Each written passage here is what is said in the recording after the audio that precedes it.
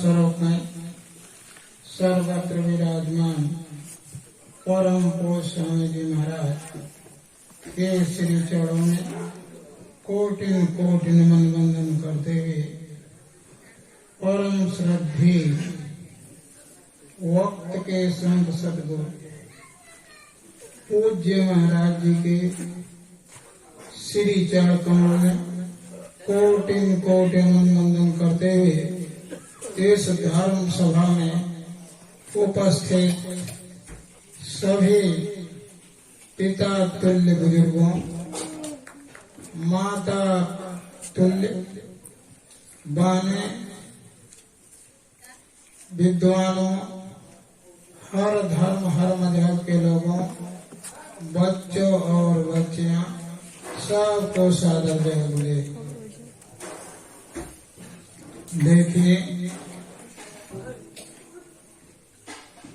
हम सभी लोग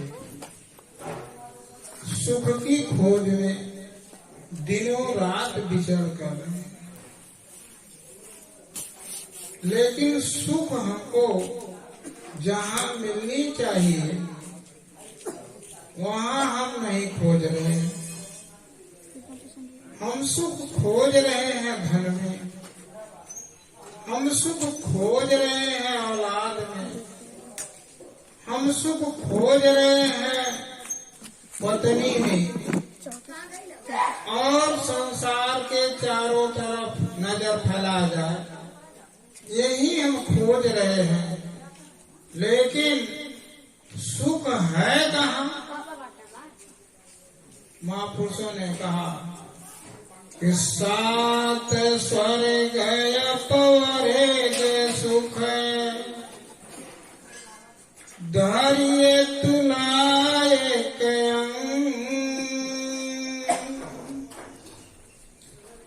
ताई मिले नहीं सकल जो सुख लो सत्संग। महापुरुषों ने कहा कि एक लव मात्र के सत्संग में जो सुख मिलता है, एक दृष्टि से जितनी भी देखी जाए, न देखने वाला स्वर्ग भी उसको भी जोड़ दिया जाए, लेकिन एक क्षण के अंदर जो संतों के द्वारा सत्संग होता है उतना सुख नहीं है। हम धर्म ग्रंथों पढ़ते हैं, लेकिन हम लोग कभी इधर ध्यान नहीं देते हैं कि क्या सत्संग होता है। देखिए, सत्संग संतों के द्वारा होता है। हम आप सत्संग नहीं दे सकते। जैसे मास्टर के द्वारा पढ़ाई होती है, हम अपने से नहीं पढ़ सकते। ऐसे संत जो हैं वो पूरी सृष्टि के मास्टर हैं, टीचर हैं। उनको आध्यात्मिक मास्टर कहा जाता है, स्पिरिचुअल टीचर। अब उनके सत्संग में हम लोग जा नहीं रहे हैं। अब वो जब सत्संग हमें आपको सुना दे, समझ में आ जाए, तो ये पूरे संसार के सुख फीका पड़ जाएंगे।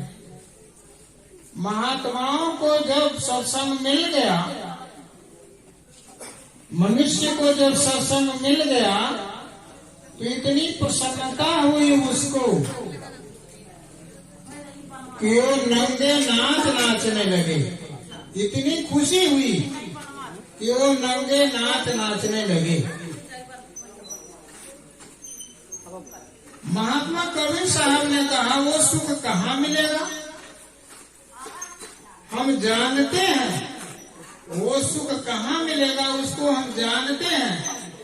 अभी आपने सुना, महापुरुष कहते हैं कि हम आए उस देश से, जहाँ तुम्हारा घर है हम वहां से आए।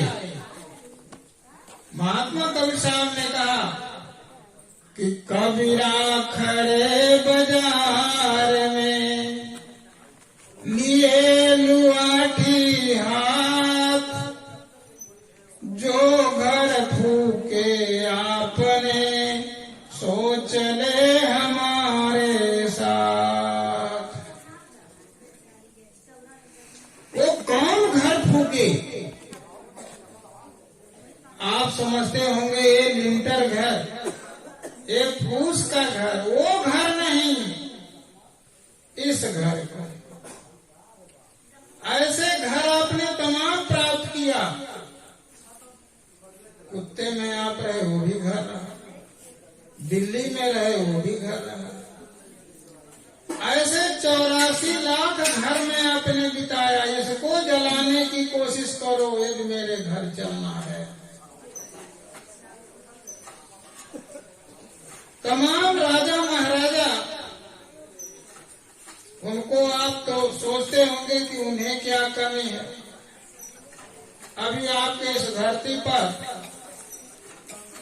राजा भर्तृहरि, जिनको भर्तृहरि कहते हैं, बड़े संपन्न राजा थे। उज्जैन नगरी में उनकी राजधानी थी। सूर्योदय से सूर्यास्त तक उनकी राज्य था। बड़े धार्मिक विचार के राजा थे। उनके पास तमाम पटरानियां थी। राजकोष पूरा भरा भराया था। प्रजा बड़ा आनंदित था, बड़ा प्रसन्न भी थे राजा भर्तृहरि। एक दिन गोरखनाथ देखे कि ये राजा जो है ये धार्मिक विचार का है, लेकिन इसको पता नहीं है कि सुख, परम सुख कहाँ है। इतने तो पत्नी में खोज रहा है, धन दौलत में खोज रहा है, पकवान में खोज रहा है, लेकिन है नहीं, ये भूल गया। गोरखनाथ आए, अलख जगाए, अंदर बुलावा हुआ, चले गए। कहे राजन क्या हाल चाल है? कहने लगे महाराज बहुत प्रसन्नता है, मेरा प्रजा बहुत आराम है, मेरे नौकर जाकर आदेश में चलते हैं, कहीं कोई झय झगड़ा बवा नहीं। राजा तो गोरखनाथ समझाए कि तुम बड़े अच्छे नेक राजा हो, लेकिन इसमें तुमको सुख नहीं मिला। क्यों? कितने दिन रहोगे? ये तो मुसाफिर खाना है। स्टेशन पर रात बिताया, ट्रेन पर बैठकर चल दिया, वैसे है। 7 दिन तक समझाए, लेकिन राजा भर्तृहरि ने कहा, जब वो सुख को याद करता था, करे तमाम सुंदर सुंदर पटरानियां, मेवा मिष्ठान भरा पड़ा हुआ है, नौकर चाकर की गिनती नहीं, सब आकर के सम्मान देते हैं, नहीं माना। कहा महाराज जी ठीक है, आपकी बात मैं मानता हूँ, बुढ़ापा आ जाएगा तो मैं राज दे दूंगा, औलादों को चला चलूंगा। गोरखनाथ सोचने लगे कि इतना नेक राजा, जब इसके समझ में नहीं आ रहा है कि हमको छोड़कर यहाँ से चले जाना है, तो और लोगों को समझ में कैसे? चले गए। दूसरे दिन जंगल में एक फल ले लिए, फिर आए, अलग जगह, अलग निरंजन। दरबार में सूचना गई राजा के पास। राजा कहा बुलाओ। स्वागत करके बैठाए। कहे कैसे आना हुआ महाराज जी? कहे राजन तुम बड़े अच्छे आदमी हो, बड़े प्रतापी राजा हो, मैं चाहता हूं जब तक ये धरती रहे तब तक आप राज करो। मैं आपको अमर कर देता हूं, ये अमर फल आप ले लो, खा लो, अमर हो जाओगे, कभी मरना नहीं रहेगा। उसने ले लिया। उसके बाद उसने क्या किया कि उसकी रानी पिंगला थी, 9 रानियों में सबसे सुंदर थी, बहुत मानते थे वो राजा, अपने आंख से ओझल नहीं करना चाहते थे। पिंगला को कहे पिंगला, सोचने लगे पिंगला को खिला देता हूं तो हमेशा नौजवान रहेगी, सुंदर रहेगी, हमारे भोग विलास में आनंद आएगा। दे दिया, कहा खा लो, अमर हो जाओगे। महल में लेकर के गई। उसके बाद वो सोचने लगी, उसका संबंध सेनापति से था, कहीं सेनापति को दे देती हूँ, खा लेते हैं तो हमेशा नौजवान रहेंगे, इनसे मुझे आनंद आएगा। सेनापति का संबंध एक वेश्या से था। सेनापति ने वेश्या को दे दिया, कहा ये खाएगी, अमर हो जाएगी, सुंदरता बनी रहेगी। जब वेश्या ने इसको बढ़िया से समझी तो उसने सोचने लगी कि मैं इतने बुरे कर्म में फंसी हूं, मैं इससे छुटकारा पा नहीं सकती, इतना बुरा तो कर्म है ही नहीं, मैं अमर होकर के क्या करूंगी, जब दिनों रात मेरा यही पेशा व्यवसाय, मेरा राजा धर्मात्मा है, उसको दे देती हूं, अजर अमर हो जाएगा, अखंड धरती का राज्य करेगा, सबको सुखाल रखेगा, पूरे प्रजा को। ऐसे राजा की जरूरत है। उसने ला करके राजा भर्तरी को फल दे दी, कही सरकार ये मेरे तरफ से आपके लिए तोहफा है। राजा भर्तरी पूछने लगा, अरे क्या चीज है? वो तो पहचान गया, कहीं उसने कि सरकार ये अमर फल है। कहां से पाई तू? साहब मैं तो वेश्या हूं, दुनिया जानता है, आपके सेनापति मेरे पास आते जाते हैं, कहीं से पाए होंगे। तो मैंने सोचा मैं क्या करूंगी इसको, अमर होकर के मैं क्या करूंगी, ऐसे घिनौने काम में फंसी हूं। आप खा लो राजा साहब, अमर हो जाओगे, बड़े नेक इंसान आप, ऐसा राजा धरती पर न आया फिर नहीं आएगा, हमेशा आप रहोगे। राजा अंदाज लगाने लगा, सेनापति पाया कैसे? बेशक रानी का संग सेनापति से है, दरबार के अंदर आना जाना ये लोगों का होता, बड़े लोगों का।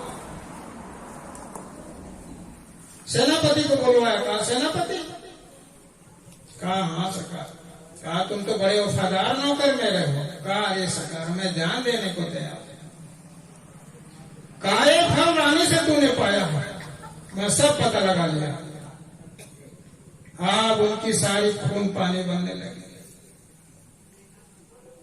अरे राजा तो ऐसे नहीं होता, कहा मैं सब पता लगा लिया, तेरा संबंध रानी से। अब फिर उनकी तो आदेश दिया बंदी बनवाई, चले गए कटागरे के अंदर, रानी को बुलाया उसने, कहा पिंगला, कही हाँ मैडम, कहा तुम मुझे कितनी मानती है? कहे सरकार आपके पसीने निकल जाए तो मेरे लहू बहेंगे। कहा वाह, यही तो होना चाहिए। अच्छा पिंगला एक बार बताओ, तुमको मैंने फल दिया था, तू खा ले? उसने कही सरकार तुरंत। राजा भर्तरी ने कहा नहीं, हमको शंका लगा। कहा रे कहा पिंगले फल कहां से आ गया मेरे पास? थर थर थर थर क्रोध में कहा हटा इसको, मेरे पास कितनी रानियां हैं लेकिन इसके लिए मैं हमेशा फिदा रहता हूं। इस दुनिया के अंदर न मेरे मां रह गए न बाप रह गए, यही एक रानी है जिसको मैं बहुत मानता हूं, आज ये मेरे साथ इतना बड़ा जो है धोखा कर दिया। मेरा अपना कौन है? हटा तुरंत इसको मेरे सामने से। और तुरंत चला गया अपने कोठरी के अंदर, लगा सोचने अब इस दुनिया में हित कौन है। मैंने तो सोचता था कि सारे संसार का सुख मेरे पास है। कहा मेरे पास कोई यदि आ गया तो तुरंत कत्ल कर दूंगा, कोई आने न पाए मेरे पास। लगा छटपटाने, याद आने लगा कि दुनिया धोखे का है। बताओ, मुझसे उसको सुख नहीं प्राप्त हुआ, वो सेनापति से जुड़ी है। यही दशा पूरे संसार का तो हो।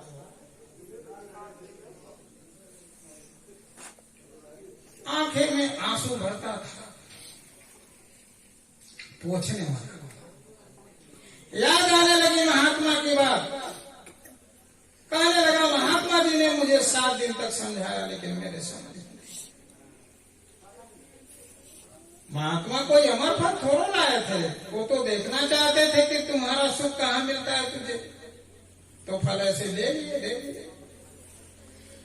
जब इनको ऐसा हो गया कि एकदम छटपट करने लगे, पानी दाना सब बंद, तब आकर के गोरखनाथ अलग जगह हालात में रंग द्वारपाल कहने लगे सरकार, किसी की बात सुनना नहीं चाहते हैं महाराज। कह देखो, दूर से जाकर कहना कि गोरखनाथ महाराज आए हुए हैं।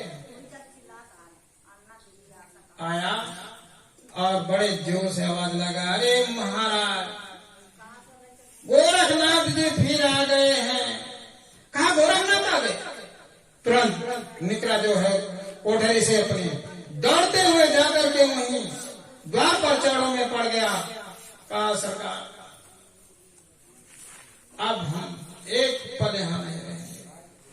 ऐ प्रेमियों, क्या हम लोग सुख ढूंढ रहे हैं? वो सुख तो संतों के पास है। महात्मा कबीर साहब ने कहा कि वहां चलने के लिए ये सारे घर जितने हैं फूकने की युक्ति इनके पास है। अभी आपने नाम सुना ना, नाम वही नाम एक ऐसी जड़ी संतों के पास होता है। लोग कहते हैं रामायण हम पढ़ते हैं, हम राम को मानते हैं। हमको बड़ी खुशी हुई कि हमने जब आया अपने गांव में तो देखा झंडे फहरा रहे हैं चारों तरफ राम। हम कह रहे भाई राममय हो गया हमारा देश, हमारा गांव राममय हो गया, सब राम को मानने लगे। बड़ी खुशी की बात है, बड़ा अच्छा हुआ। आप तो राम को मानेंगे लोग, तो राम के मानने वाले भाई भाई में प्रीत बढ़ जाएगा। माँ बहन को जो है अच्छे दृष्टि से लोग देखेंगे, सब शाकाहारी होंगे, सब लोग सतयुग योगी, सब विज्ञानी, कई है ध्यान तरह भाव प्राणी। ऐसा तो हो गया राम में। लेकिन किसी से पूछा मैंने, जो ये झंडे लेकर के दौड़ते हैं, अरे बाबू आप शाकाहारी हो? उसने कहा, हमने कहा झंडा एक तो धोखा हो गया, ये झंडे खाली पार्टी के लिए दौड़ रहे हैं ये लोग, लेकिन ये राम है नहीं। यही घटना स्वामी विवेकानंद को पड़ा था। वो जब अमेरिका में थे, अमेरिका में ऐसे जा रहे थे स्वामी विवेकानंद, एक कब्रिस्तान बना था, एक औरत पंखा झल रही थी। स्वामी विवेकानंद ने पूछा कि देवी जी ये क्या चीज है पंखा झल रही है? कहने लगी कि हमारे पति थे स्वामी, वो इस दुनिया से चले गए, उन्हीं का ये है, दफनाया गया है। तो कहने लगी तब ये क्या कर रही है? पंखा झल रही है। कहने लगे ओहो, अमेरिका के लोग बड़े धन्य हैं, नारियों के अंदर देखो कितना प्रतिव्रत है, पति के प्रति कितना प्रेम है, कि कब्रिस्तान में नीचे बेचारा पड़ा, कितना श्रद्धा है कि वो पंखा झल रही है। चलने लगे, फिर वापस आए घूम करके। कहने लगे देवी, एक चीज का मुझे भ्रम है, पंखे तो शीतलता के लिए झला जाता है, तो तेरे पति का लाश तो कम से कम 4-5 फुट के नीचे होगा और चारों तरफ से बंद है, तो वहां तक तो हवा नहीं जाएगी। तब उसने कहने लगी कि साहब इसलिए नहीं झल रही है, ये जो सीमेंट का बनाया हुआ है जितना जल्दी सूख जाएगा उतने जल्दी मैं दूसरा पति खोज लूंगी। अब भ्रम में हो गए स्वामी विवेकानंद कि मैं तो लिख देता अपने किताब में कि अमेरिका की नारियां इतनी पतिव्रता धर्म में रहती हैं, लेकिन देखो ये तो कह रही है कि ये सूख जाए ऊपर का सीमेंट तो मैं दूसरा शादी। हमारा हिंदुस्तान कितना ऊंचा है, कम से कम 13 दिन तो प्रतीक्षा करते हैं, अधिक नहीं तो 13 दिन तक तो प्रतीक्षा करें। इसी तरह से प्रेमियों भाइयों, हमको भी भ्रम हो गया कि जिनके घर पर झंडे लगे हुए हैं, यदि राम को ये मानते हैं तो बढ़िया हो गया। अभी झंडा भी उद्घाटन हुआ राम का 22 है ना जनवरी। लेकिन प्रेमियों, इस झंडे से काम चलने नहीं है, इन भेष से काम होने वाले नहीं है। अरे इस झंडे को यदि पकड़ना है तो गह करके पकड़ो। देखो राम के रामायण में क्या लिखा हुआ है कि सुख की तलाश यदि तुमको करना है तो उस रामायण में सब लिख दिया गया। उसमें खोल करके लिखा है कि नहीं दरिद्रम दुख जग माही, संत मिलन सम सुख जग नाही।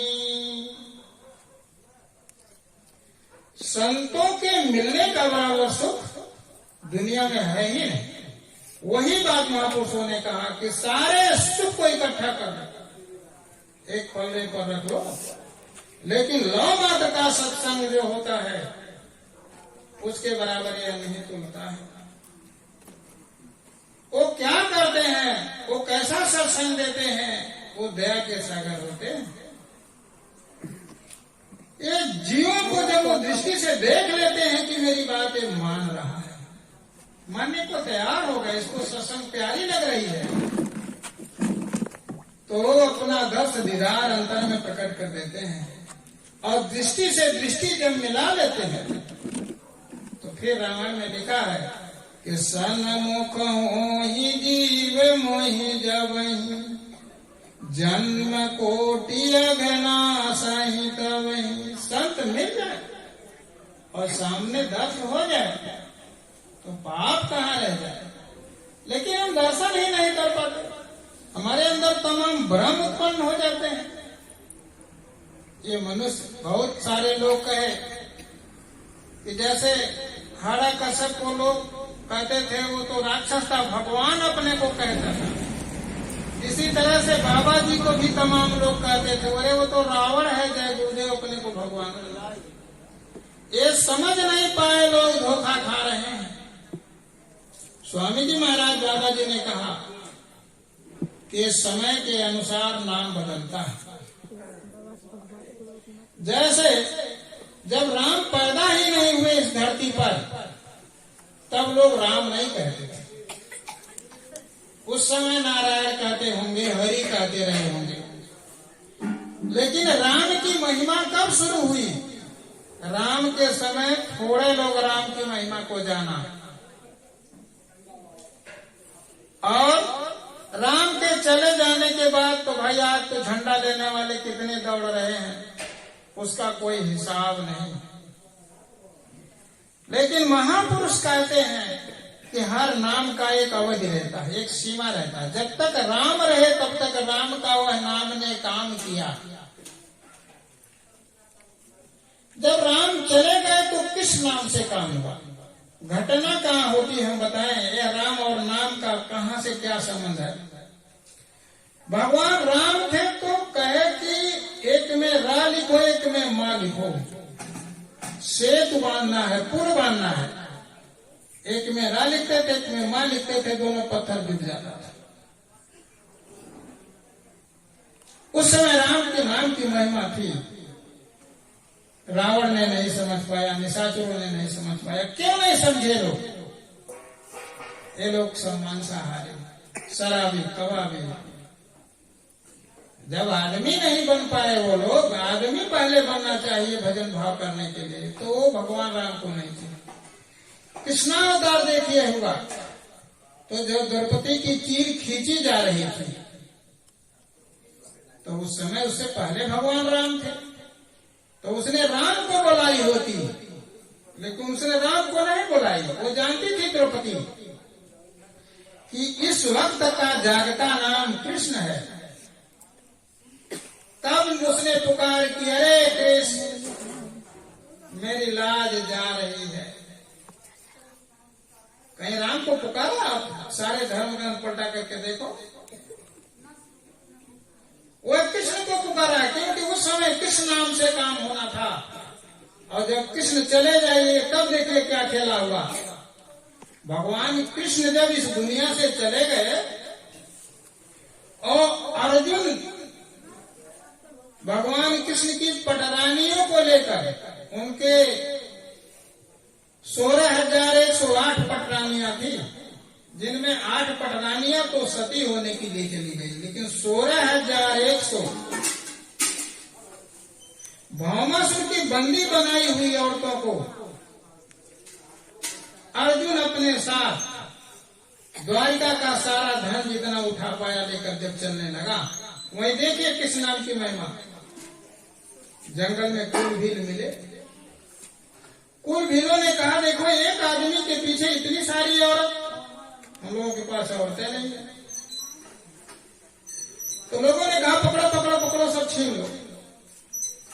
भाई कहने लगे, देखो भाई, तू एक है, एक औरत को ले जाओ, बाकी हम लोगों को दे दो। उसने कहा, अरे देखो, एक ऐसे हो सकता है? मेरे सामने तुम लोगों की हिम्मत क्या? वो लोग कहने लगे, देखो भाई, इसको पकड़ो, मारो, ये अकेला क्या करेगा? उसने कहा, तुम लोगों ने अर्जुन का नाम नहीं सुना? कहा, अर्जुन फार्जुन होगा कोई? समय परिवर्तन हो गया था, द्वापर खत्म हो चुका था, कलयुग आ चुका था। अर्जुन ने बाण चढ़ाया कि मार करके सब खत्म कर दूंगा। मैं तो वही अर्जुन हूँ जिसने 18 दिन के अंदर महाभारत में सारे अटाकाई योद्धाओं को खत्म कर दिया। मैंने जब बाण चढ़ाया, उस धनुष पर जब छोड़ा बाण, उसने पकड़ लिए वो कुल भीलों ने और मारा, ऐसे चट से टूट गया, संधि जैसे टूट गया। तब अर्जुन सोचने लगा, तब उसको याद आई कि पुरुष बलि नहीं होत, समय होत बलवान, भील गोपियां हर लियो, वही अर्जुन वही बाण। कृष्ण का भी वो नाम का समर्थ खत्म हो चुका। सारे महापुरुषों ने कहा, अरे नाम नाम सदा संतन अधीना, संत बिना कोई नाम न चीना। अरे इनके अधीन नाम होता है संतों। कैसे? महात्मा वशिष्ठ जी, उन्होंने राम का नाम रखा। संदीपन गुरु ने कृष्ण का नाम रखा था। इतिहास पलटा कर आप देख लो। उसी तरह से अभी कलयुग में महात्मा कबीर आए तो उन्होंने उस मालिक का नाम रखा साहेब। उन्होंने कहा, साहेब से सब होत है, बंदे से कछु नाय। उन्होंने कहा, राई से पर्वत करे, पर्वत राई मां। उन्होंने कहा, ये साहब से काम। अब यही राई से वो पर्वत कर सकते हैं वो साहब, और पर्वत को हेराई कर सकते हैं। ये संतों के अधीन नाम होता है। इसी तरह से नानक देव ने उस मालिक का नाम वाहे गुरु रखा। उस समय वाहे गुरु कहने पर सब काम हो जाता था। एक घटना में बताऊं, नानक देव को जब अकबर ने बंदी बनाया और तमाम लोगों को बंदी बना करके जेल खाने में बंद किया, इनकी नानक देव की भी शिकायत गई। ये लोगों को गुमराह करता है, उल्टा सीधा सिखाता है। भाई पंडा पुजारी लोग, उनकी जब व्यापार में घाटा लगता है तो महात्मा के पीछे दौड़ते हैं कि महात्मा हमारा सब खेल बिगाड़ देगा। तो लोगों ने शिकायत किया। नानक देव जी बाला और मर्दा के साथ जा रहे थे, तो जाकर के वहां बंदी जब बनाया गया तो बाला, मर्दा और नानक देव, इन सबके सर पर रुई के बड़े बड़े गट्ठर,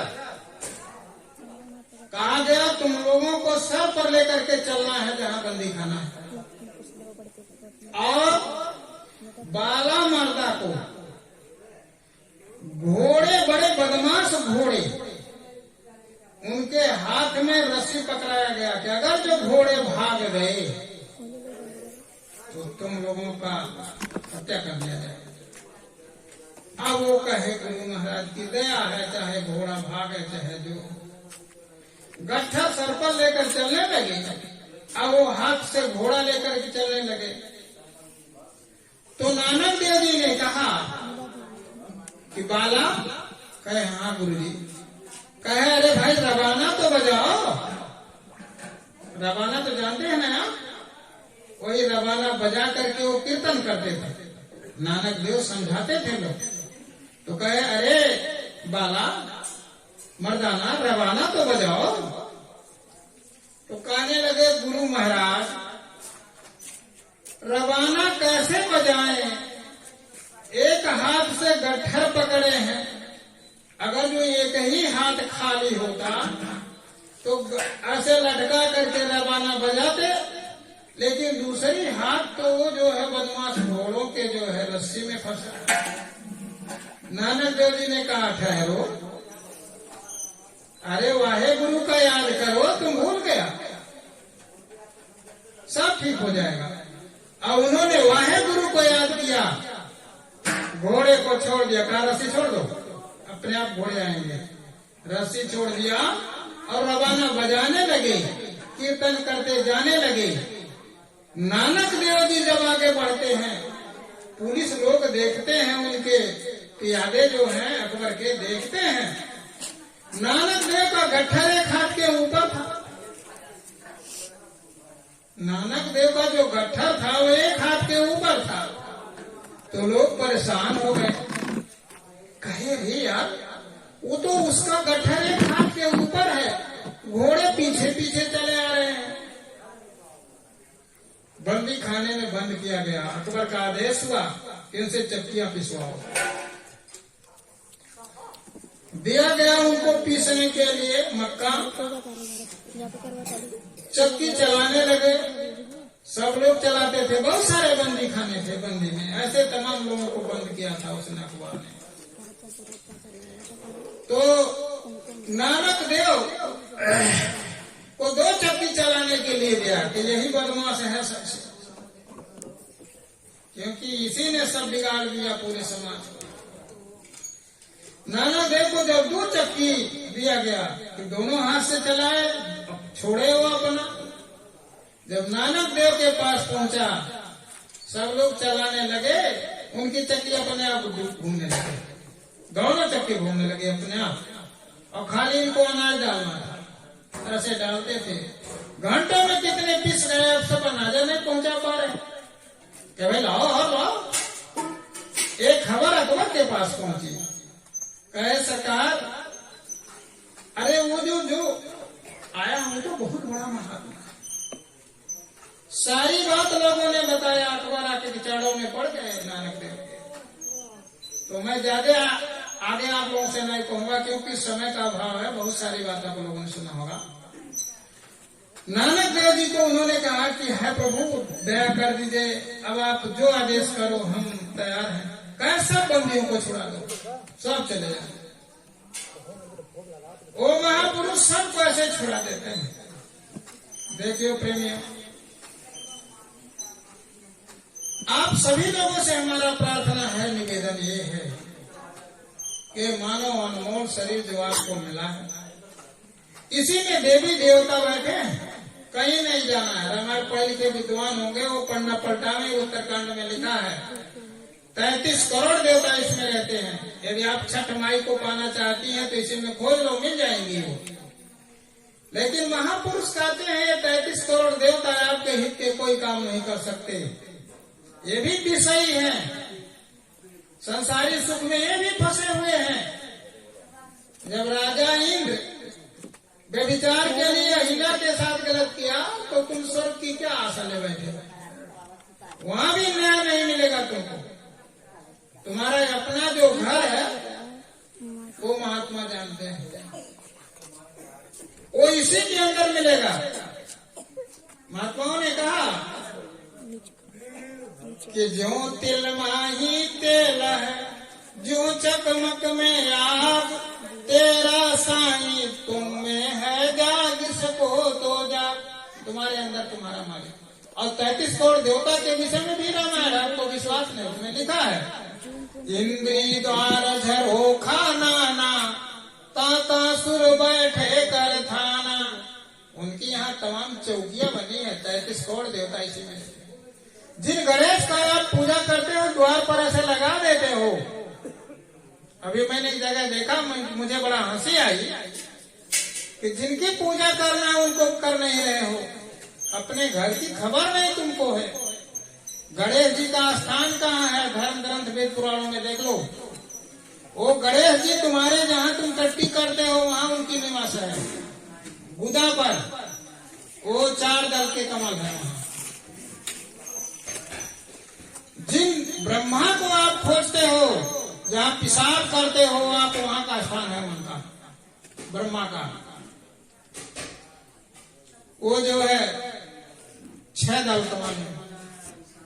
जिन विष्णु को आप तलाश करते हो वो नाभि में उनका है, वो 8 दल कमल है। लिखा गया है, पढ़ो संस्कृत में। शांताकारं भुजगशयनं पद्मनाभं सुरेशं विश्वाधारं गगन सदृश्यं मेघवर्णं शुभांगं लक्ष्मीकान्तं कमलनयनं योगिभिर्ध्यानगम्यं वन्दे विष्णु भवभयहारं सर्वलोकैकनाथं। वहां उनकी स्थान है।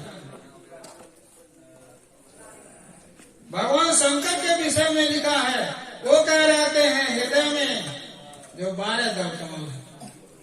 आ गया है कर्पूर गौरम करुणावतारम संसार सारम भुजगेंद्रहारम सदा वसंतम हृदयारविंदे।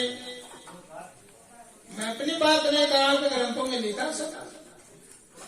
हृदयारविंदे भवम भवानी सहितम नमामि। पार्वती शिव का मैं नमस्कार करता। अभी आप तमाम लोग गिरैया लोग गाते हैं, समझते नहीं हम क्या कह रहे हैं। उसका कहते हैं कि सदा भवानी दाहिनी, एक कंठ में भवानी रहती है, यहीं से उनको गिरा जाते हैं।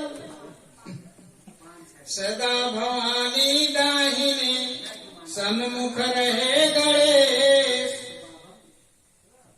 3 देव रक्षा करें ब्रह्मा विष्णु महेश। सब आपके अंदर है। आप क्या भरम है? ये बाहर मुखी जो आपकी पूजा है साफ फेल। महात्माओं ने कहा, रामचरितमानस आप पढ़ते उसमें देखो, गोस्वामी जी ने जिस रामायण का रचना जिसने किया उसने क्या किया कि जब गुरु ने मुझे दिया अंजन, जो नाम का अंजन होता है, जब जड़ी उसने दे दिया मुझे, तो उसी जड़ी को मैंने रगड़ा, मेरा तीसरा नेत्र खुल गया। लिखा है जथा सुहंजन साधक सिद्धि सुधान कौतुक देखत शैल बंधु तल भूरि निधान। वो नाम की घड़ी जो गुरु देते हैं, अभी आप लोगों ने सुना होगा कि वो शब्द, वो नाम, वही आंख खोलता है, वही तीसरा नेत्र है, उसको रगड़ो तो खो जाएगा। और जब खुल गया, गोस्वामी जी कहते हैं कि वो राम कहाँ मिलेंगे? वो झंडा जहां लेकर के जहां से शुरू हुआ वहां नहीं मिलेंगे। वो राम कहाँ मिलेंगे? वो कहे कि मैंने जब साधना किया, ध्यान किया, मुंह देहु ने त्रसितमय भयऊ पुनि चितवत कौशलपुर गयऊ। कहा जब ध्यान में अंदर में जब तुम देखोगे, नैन मूंदने का मतलब था बाहर देखने को।